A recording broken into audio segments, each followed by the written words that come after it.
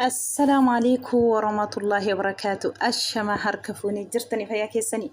بروكي وجما كينيا بروكي مالغونا وجما كينيا هايميتي نار بروكين أوبليس سانغافا وجني فرانكي رتي وجتي جتودا هايمين ناسو قدنا جتو دفك أكس قوتي طرور فت مسكينة قرانا نيات والله يا ربي مجاسا كان بيتو سانغافا كان حفتشي يوتي مالي مجاسا سانغافا كان تكا قامان برغي سنبيتو فيديو مرت أرغا جتة هرّا أنا مننجري مالجي من كينيا دفتي دفور رمو شنكرتي كوكوتي هنداقو جتة جدي مال مجي دفتي أنا مننجري جدي dhuguma seete burukeetu nawaame ifatama jette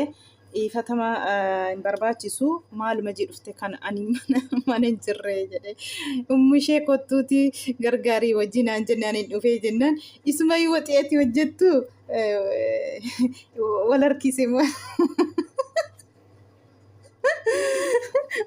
وطينو مياو والاركيسه وطينو هم مياو جده نيان يو جده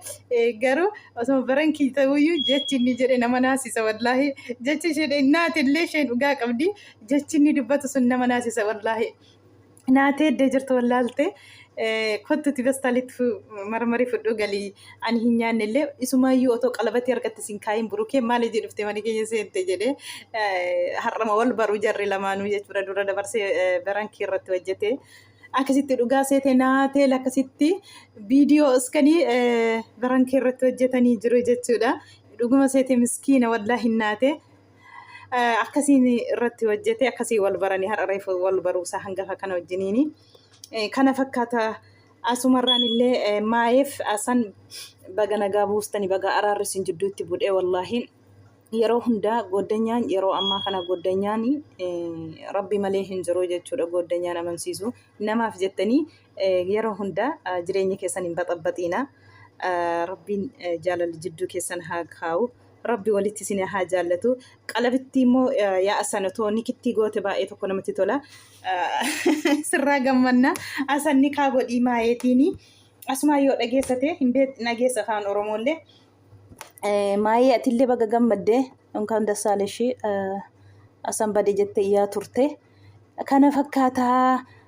ijoolleen kun lamaan illee wal lolanii turanii har'ammoo walitti araaramanii jiru baga gammaddanii